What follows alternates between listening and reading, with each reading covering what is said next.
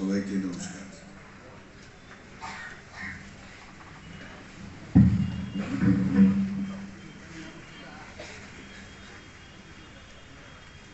আমি স্বপ্নাদিকে চিনি, জানি, কিন্তু এক মঞ্চে স্বপ্নাদির বক্তব্য শোনার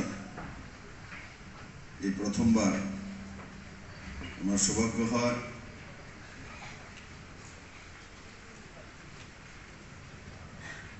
এবং এই মান্দায় অঞ্চলে মহিলা এমএলএ, এখানে বড় মাত্রা মহিলাও দেখা যায়।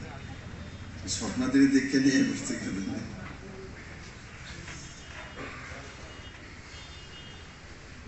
আর যা বলছিলেন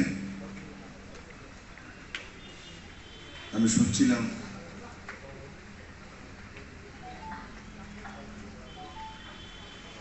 28,000 ভোট উনি পেয়েছেন, 6,000 ভোট বিজেপি পেয়েছিল, 5,000 ভোট কমিউনিস্ট পেয়েছিল, কিন্তু কমিউনিস্টের ক্যান্ডিডেট নেই, কংগ্রেসের তো এখানে ভোটই নেই। কংগ্রেসের ক্যান্ডিডেট আছে লোকসভা। তো স্বপ্নাদি হিসাব বসিয়েছেন যে এখানে কংগ্রেসের যে প্রার্থী তার ভোট পাওয়া মুশকিল।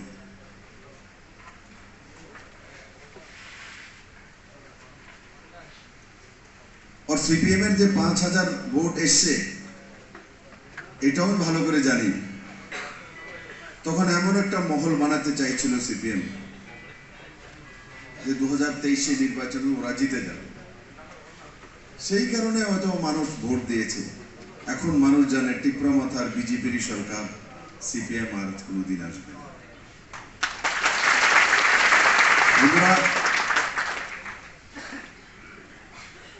এই মঞ্চে আমি শুভেচ্ছা জানাই এই অত্র অঞ্চলের লোকপ্রিয় বিধায়ক মহোদয়া শ্রীমতী স্বপ্না দেববর্মা মহোদয়া, মঞ্চে উপস্থিত Shri Bipin Debbarma, Tripura BJP state general secretary, উপস্থিত বিজেপির অন্যান্য নেতৃত্ব, ত্রিপুরা মাথা থেকে সুবোধ দেববর্মা যিনি ব্লক প্রেসিডেন্ট আছেন, জিতেন দেববর্মা যে ওয়ার্কিং প্রেসিডেন্ট ওয়াইটিএফ, এবং অন্যান্য নেতৃত্ব, আর এখানে উপস্থিত আমার ভারতীয় জনতা পার্টি এবং ত্রিপুরা মাথার সমস্ত কার্যকর্তা ভাই বোনেরা, মিডিয়ার বন্ধু,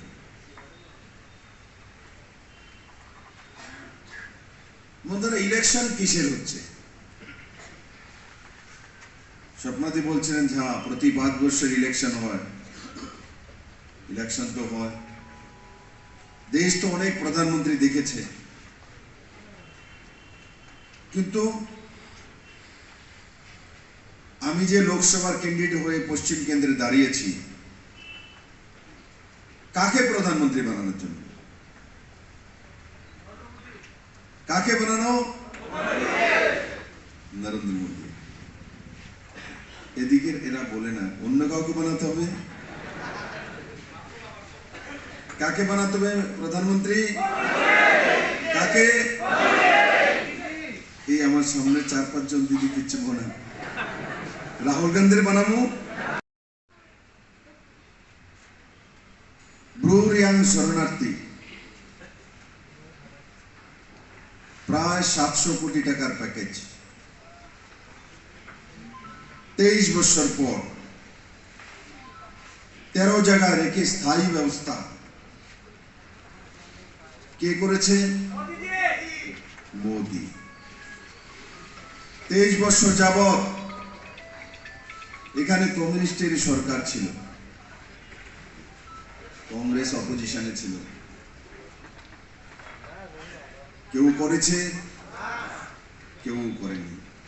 মোদিকে কোনো ত্রিপুরার জনজাতিরা আন্দোলন করে বা ত্রিপুরার মানুষ আন্দোলন করে মোদিজির কাছে গিয়েছিল? যায়নি। কে গিয়েছে? আমি। আজকে আমাদের মধ্যে এনসি দেববর্মা, মহারাজ প্রদ্যোৎ কিশোর মানিক্য, আর আমাদেরকে কে নিয়ে গিয়েছিল? দেশের গৃহমন্ত্রী অমিত ভাই শাহ। সর্বোপরি টাকা কে দিয়েছে, স্যাংশন কে করেছে? নরেন্দ্র ভাই মোদী, দেশের প্রধানমন্ত্রী। স্বপ্নাদি বলছিল, দেখুন আর কেউ নয়, বিপ্লব দেব সেই ব্যক্তি। মুখ্যমন্ত্রী হওয়ার পর মহারাজা বীরবিক্রম কিশোর মানিক্যের নামে এয়ারপোর্ট রেখেছে। আমি স্বপ্নাদিকে বলি, করেছি তো আমি, কিন্তু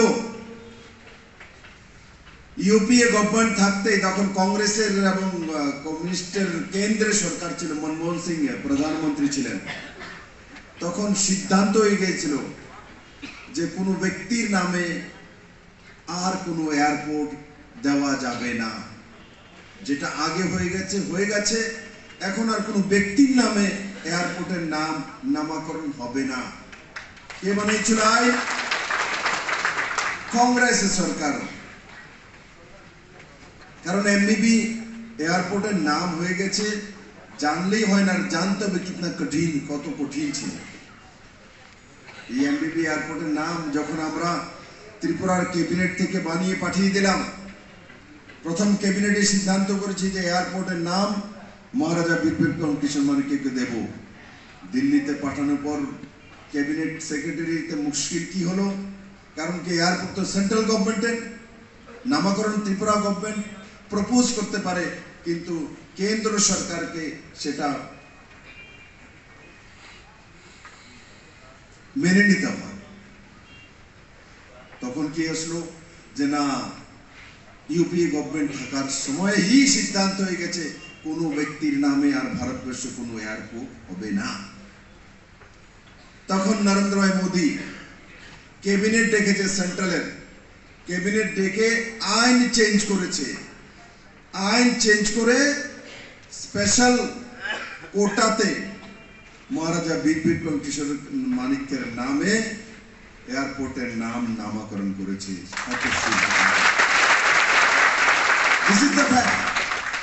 ত্রিপুরার মানুষ সবাই জানে না, অথবা স্বপ্নাদিও জানে না এতটা, কারণ ভেতরে সেন্ট্রাল গভর্নমেন্ট কিভাবে করছে, কি করছে, তাতে কে জানে। আমি কেন জানি? তখন আমি মুখ্যমন্ত্রী ছিলাম, কথা আমি বলেছি, প্রধানমন্ত্রীর সঙ্গে আমি বলেছি, ক্যাবিনেট সেক্রেটারির সঙ্গে আমি কথা বলেছি, তার জন্য আমি জানি। বড়মরার নাম হতাইকত রেখেছি আমরা। নাম চেঞ্জ করার জন্য ককবর ডের আগে কিছু নতুন নতুন নাম রাখি। ককবর 5-7টা নাম আমার কাছে এসছে প্রথমবার, যে এটার নাম ডুম্বুরের নাম চেঞ্জ করো, ওটার নাম চেঞ্জ করো, ওটার নাম চেঞ্জ করো, নাম এসছে।